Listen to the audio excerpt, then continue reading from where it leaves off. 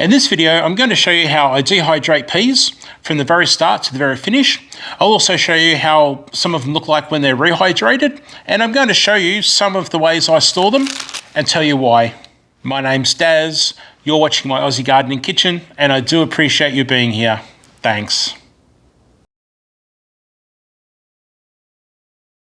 Now, when it comes to dehydrating frozen vegetables from the supermarket, such as corn, beans, even broccoli, collie, and mixed vegetables, it's pretty much the same thing as what I'm doing here in this video. So there's not too much different at all when you're actually doing other vegetables like that are frozen from the supermarket.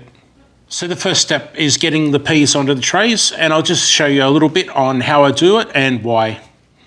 Okay, so I've got the peas on my trays here and ready to go into the dehydrator.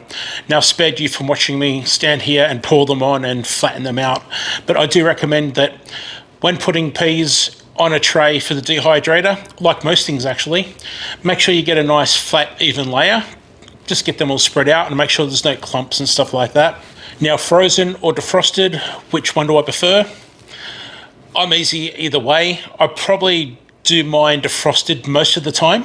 So my wife will buy them when they're on special and bring them home and pop them in the fridge.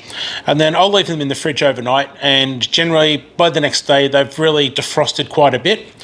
And then that way I can get them onto the trays and I'm not having to worry about big lumps of, say, clumpy ice balls of peas that are in the bags for whatever reason and trying to break them up, because as I said earlier, you want to try and make sure you have a nice flat layer on your trays. Now, speaking of trays or racks, my dehydrator has quite large holes in the gaps in the wire, as you can see. So obviously when I go putting peas on that, they're going to fall through. So to beat that, I've got this stuff here. I just bought a roll of it. Now, the name escapes me for the moment, but it's food grade matting. I think it's a BPA-free food grade silicon mat or something like that. I'll pop the name on the screen. And then what happens is I just cut this to size, and I'm not great with my measurements. I was a bit rough, but hey, it works. And now if I'm using things like peas or maybe diced peppers or anything like that that's small and going to get smaller, you've got this stuff here sitting on top and it works perfectly fine. It's really good. But also, for those of you out there that have a dehydrator that has racks where the holes are too big like mine, just check and see whether there's actually your manufacturer or a third party provides some sort of mat that actually slides onto your racks or your trays, and you'd be able to buy them like that and not have the issue of things falling through. With my peas, I put them in my dehydrator at 55 degrees Celsius. In Fahrenheit, I'll pop that on the screen right now. And that will take roughly 8 to 10 hours in my machine.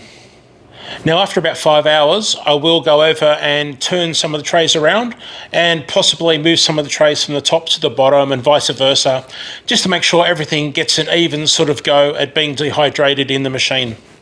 So here you go. These are some that I dehydrated and they were in for the 10 hours. Looking pretty good. They're nice and dry. Shake that around. So here's a few I started to rehydrate for the video. You can see they're starting to swell up and they've been in the water for about 30 minutes. You'll get the occasional one that doesn't do as well as all the others, but they're fine. They're still soft enough to eat when you actually get to the stage of eating them. Okay, so the peas are done. So now it's just a matter of getting them into whatever storage I want to get them into. So first I like to put them into a bowl. Now, with peas, with anything dehydrating actually, you need to let it sit and rest for a while. Don't go putting things straight from the dehydrator while they're hot into packaging. You need to let them cool down, and that way you're not going to get condensation and all sorts of things happening inside your jars or bags or anything like that. So most importantly, when you finish dehydrating, just let them rest. I open the door on mine and just let them sit for a while. And now that they're ready, I can then get them into the bowl and get them into the packaging. Now, when using a mat like this, I do find that a lot of my dehydrated items will stick to the mat, generally around the middle section. So that's why it's really important to have your fingers sanitized or you're wearing gloves. So you can just get your hand in there and just move them and dislodge them and they'll be fine. Okay, so when it comes to storing my dehydrated peas or any other dehydrated vegetable or fruit for that matter, I've got a number of different options and reasons why. So I'll just take you through them very briefly, just to give you an example of what I do here. So first of all, we'll talk about the Mylar bag. Now, Mylar bags are great for long-term storage. So what you do is just simply open it up like so, get the peas in there. Then you'll take an oxygen absorber. Now, this isn't one, this is actually a packet of 50. And what I do is when I buy them, I will then get a vac seal bag and I'll actually vac seal them just to make sure that the packaging they came in, if it's ever compromised, it's in another vac seal bag, because these things, their job is to suck air out of the atmosphere. Wherever they are, they just suck air. Now, once they do that, they're no good anymore. So it's really important that you keep them stored in a container where they can't be exposed to the air. Now, when using them, it's best practice to have everything ready and done. And then at your very last stage, open a packet of these, drop them into whatever it is. Then the remainder of them, if there's any, get them into a jar or a bag and seal it straight away. Now, in my case, I'll vac seal the jar or I'll vac seal the bag straight away to make these ones airtight and safe, and then work very quickly to seal whatever I've got exposed to the air in the containers in front of me. Peas in the bag, oxygen absorber in the bag, and then in my case, I get a hair straightener and just run it across the top of the bag, and the heat from that hair straightener will actually seal that, make it nice and tight. It'll be airtight then, and then it's the job of the oxygen absorber to suck the remaining air out of here and make these airtight and store for quite a long time. Now, with oxygen absorbers, just do your research, because they actually come in different sizes, and you need to know how many to use for the size bags and the type of item that you have in those bags. So do your research on oxygen absorbers before you use them, just to make sure you're doing the right thing. This is a roll of bags for the vac sealer, or food saver as some people call them. And all you do is, in the machine, you can actually pull out the roll, and the machine's got a cutter inside that you slide and it cuts off across here. It gives you a bag with two open ends, and then you would heat seal one end, fill it with the peas, and then you just seal the other end with the heat seal again, and then you've got the vac sealer that will suck the air out of this and seal the peas into the bag. Now, it's up to you if you want to. You could put an oxygen absorber into the bag with these as well. It's your call, depending on how long you think you're going to have these sitting out. But if you are going to have the peas or any other veggies in a bag like this for longer term storage, keep them out of the light if possible. Keep them in a dark place, at a cool place, at a constant cool temperature if possible. Then we've got the jars, the good old mason jars. So you've got a couple of sizes here. And again, if it's long-term storage, what I would do is I'd put the peas into the jar, get the lid on, vac seal it using this lid vac seal attachment, like so. Again, optional if you like.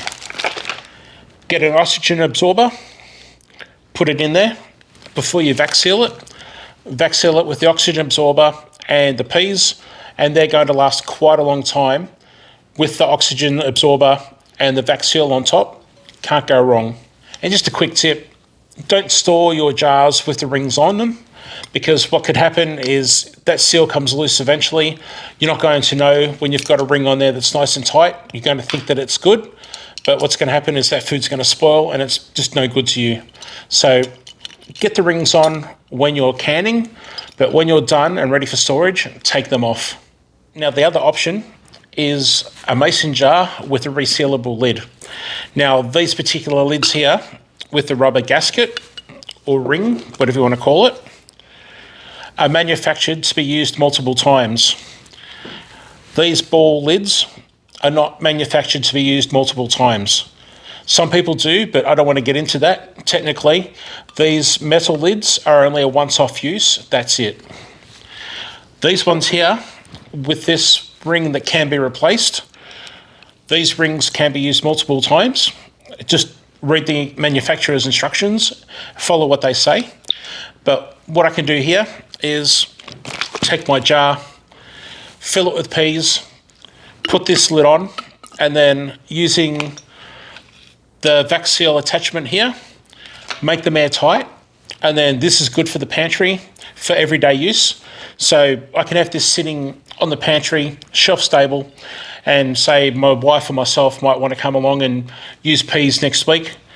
We can break open the seal, take some peas out, use them, put this back on, and then just use the vac sealer to vac seal the jar again. It's nice and airtight, and then that will sit there until the next time we want to use it. So that's another option.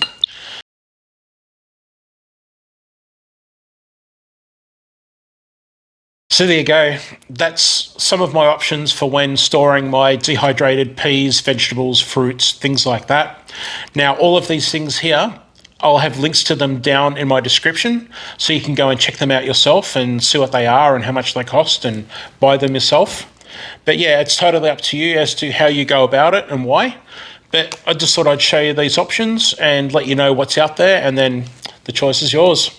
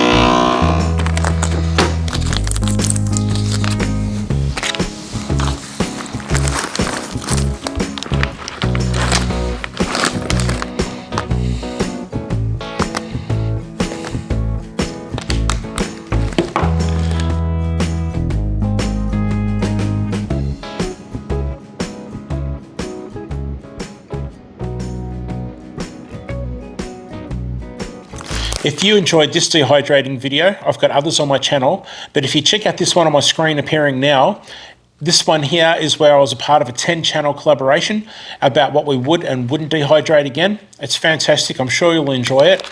Now, if you wouldn't mind giving me a thumbs up and subscribing and sharing this out to your friends, it helps my channel grow. Thank you so much, and I will see you in the next one. Bye.